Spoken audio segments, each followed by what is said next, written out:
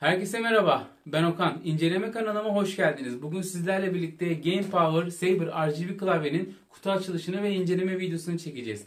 108 tuş dizimine sahip bu klavye bakalım bizlere neler sunuyor ve aynı zamanda yazılım desteği de var bu klavyede. Dilerseniz kutu açılışıyla videomuza başlayabiliriz.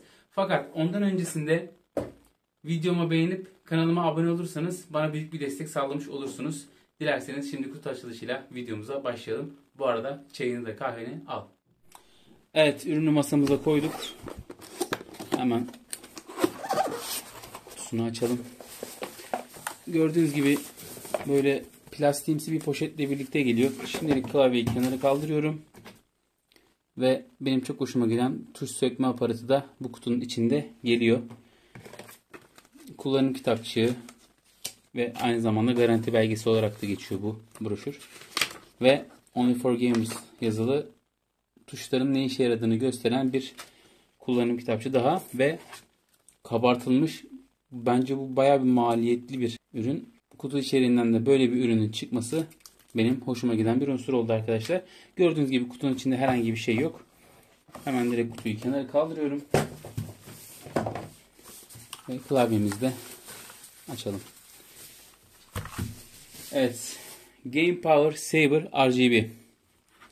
Hemen kablo yapısından bakalım. Kablo yapısı 1.8 metre ve örgülü bir kablo. Gayet dayanıklı ve sağlam. Ben bu klavyeyi hemen hemen bir haftadır kullanıyorum.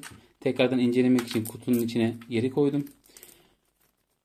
Bu şekilde bir kablo bağıyla gelmesi de hoş. Biraz premium ve profesyonel bir his uyandırıyor bende. USB ile bilgisayara bağlanıyor ve gördüğünüz gibi USB'de altın uçlu. Hemen bunu kenara kaldıralım. Ve klavyemizin temel özelliklerine bakalım.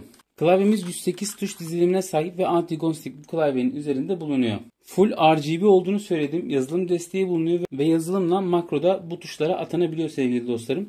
Hoşuma giden bir unsur Enter tuşunun bu şekilde büyük olması. Bazı klavyelerde biliyorsunuz Enter tuşu şöyle küçük oluyor. Bu benim hoşuma giden bir durum değil. Aynı zamanda Türkçe tuş dizilimine sahip demiştik. Fakat bazı klavyelerde yine Türkçe tuş dizilimi bulunuyor. Fakat bunu farklı bir şekilde makineyle klavyenin üzerine işliyorlar ve uzun kullanım tarafında sürekli bastığında uzun kullanıma dayalı bir tuşta çıkma durum meydana geliyor. Bu farklı bir durum. Burada direkt klavyenin tuşunun üzerine işlenmiş. Yani fabrikasyon olduğunu söyleyebilirim.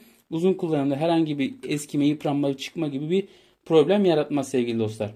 Klavyemizin altı sert ABS plastikten oluşuyor. Burada Game Power yazısı bulunuyor.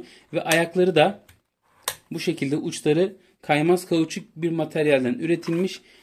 Herhangi bir şekilde çok zorlamadığınız takdirde yerinde oynama yapmıyor. Alt tarafından devam edelim. 1, 2, 3, 4, 5 normal bir kauçuk ped ve aynı zamanda yükseltici ayaklarında da 2 tane kauçuk ped bulunuyor. Bu tarafı şeffaf beyaz gibi görünüyor. Bilgisayara bağladığımda ne demek istediğimi anlayacaksınız. Üst yüzeyine baktığımızda da klavyenin bu kısmının tamamen metal bir tabloyla geldiğini görmekteyiz. Şöyle tuşlarına basayım. Bakalım bu ses size hangi switch'i hatırlatıyor? Bunu da lütfen yorumlar kısmına yazmayı unutmayın. Buraya Game Power logosu işlenmiş. Tuşlar sert ABS bir plastikten üretilmiş. Keycake'ler gayet kaliteli ve hoş. Dilerseniz hemen bir tuşlarını sökelim. Ve akabinde de bilgisayara bağlayacağız. Hemen switch'leri sizlere göstereyim. Gördüğünüz üzere switch'ler kırmızı switch ve Ultimate switch. Bu Ultimate switch'ler Çin'in en kaliteli switch üreticilerinden bir tanesi sevgili dostlar. Bu tarafta da içinizde herhangi bir sıkıntı, şüphe olmasın. Klavye uzun kullanım tarafına baktığımızda ben birçok yorumları göz önünde bulundurdum internetten araştırıp. Kullanıp da memnuniyetsiz bir durum yaşayan herhangi bir şekilde ben görmedim. Sizin de aynı şekilde memnun kalacağınıza inanıyorum sevgili dostlar. Dilerseniz hemen klavyemizi bilgisayara bağlayalım ve diğer detaylarına yakından bakalım. Evet, şu anda klavyemizi bilgisayara bağlıyorum ve bu şekilde karşılama efektiyle klavyemiz bizleri karşılıyor. Klavye tuşlarının şu an ne kadar aydınlık olduğunu görüyorsunuz ki bir sürü şu anda ışık yanıyor burada. Ve ışığı kısmak için yön tuşlarıyla F'e basıp bu tuşları kullanabilirsiniz. Arttırmak için de bu şekilde. Klavyenin üzerinde gördüğünüz gibi şu anda bir geçiş efekti mevcut. Onu da yavaşlatmak için bu tuşu, hızlandırmak için de sağ yön tuşunu bu şekilde kullanabilirsiniz. Klavyenin en çarpıcı detayı da yanlarında bulunan bu RGB şerit.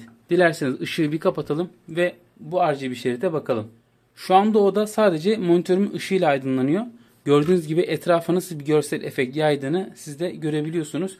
Benim çok hoşuma gitti. Gerçekten karanlıkta da aynı şekilde gözümü alan bir durum söz konusu değil bu klavye ile ilgili. Dediğim gibi bir hafta kullandım ve bu bir haftalık sürenin sonunda herhangi bir memnuniyetsizlik ya da şikayet ettiğim bir durum yaşamadım ben. Umarım sizler de yaşamazsınız. Eğer kullanan varsa bu ürünle ilgili olumlu ya da olumsuz yönlerini yorumlar kısmına yazarsa çok sevinirim. Fikir ve görüşleriniz benim için gerçekten çok önemli sevgili dostlar. Geçiş efektlerine Insert, Delete, Home ve Page Up tuşlarıyla değiştirebiliyorsunuz. Bir sürü geçiş efekti mevcut. Bu taraf sadece RGB tarafını yönetiyor. Gördüğünüz gibi bu taraf farklı efektler yapıyor. Şöyle kısaca sizlere göstereyim.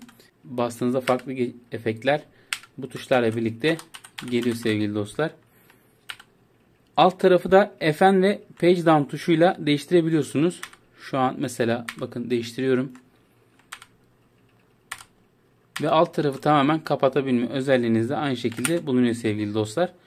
Tekrardan eski haline getireyim. Bu klavyede şöyle bir durum daha var. Ses kısmı açma tuşları normalde birçok klavyede konulmuyor ya da F tuşları üzerine yerleştiriliyor.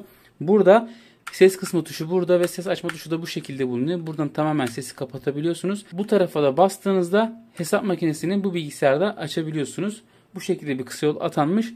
Ve aynı zamanda FM tuşlarını kullanarak F1 tuşları ve F10 tuşuna kadar bazı kombinasyonlar atanmış. Müziği ilerletip durdurma, maili açma, bilgisayarımı açma gibi birçok durum söz konusu bu tuş diziliminde. Evet, ışıklarımızı yaktık. Son olarak videonun sonuna geçmeden önce 14 farklı ışık animasyonu olduğunu söyledim. Bu red switchlerin, Ultimate red switchlerin 50 milyona kadar basma ömrü var.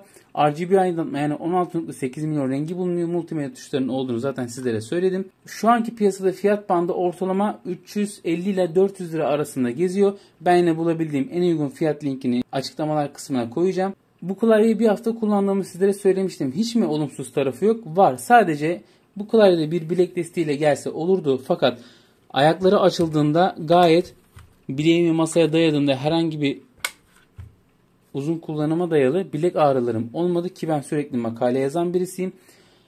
Yükseltisi gayet iyi. Bilek desteği neden koymadılar size şöyle söyleyebilirim. Gördüğünüz gibi etrafını dönen bir ışık hüzmesi bulunuyor. Buraya bilek desteği konursa eğer bu ışık hüzmesinde bir kesinti durumu söz konusu olabilir. Bu da tasarımsal olarak düşünüldüğü için bence bilek desteği konulmamış. Ben bu şekilde düşünüyorum en azından. Siz ne düşünüyorsunuz? Lütfen yorumlar kısmına yazmayı unutmayın sevgili dostlar. Şimdilik klavyeyle anlatacaklarım bu kadar. Eğer sormak istediğiniz ek olarak soru olursa yorumlar kısmına da yine yazın. Aynı şekilde ben sizlere cevap veririm. Dilerseniz videonun sonuna geçebiliriz. Bir incelemenin daha sonuna geldik. Videomu beğendiyseniz beğenmeyi ve kanalıma abone olmayı unutmayın. Daha yeni videolarda görüşmek üzere. Kendinize iyi bakın. Hoşça kalın.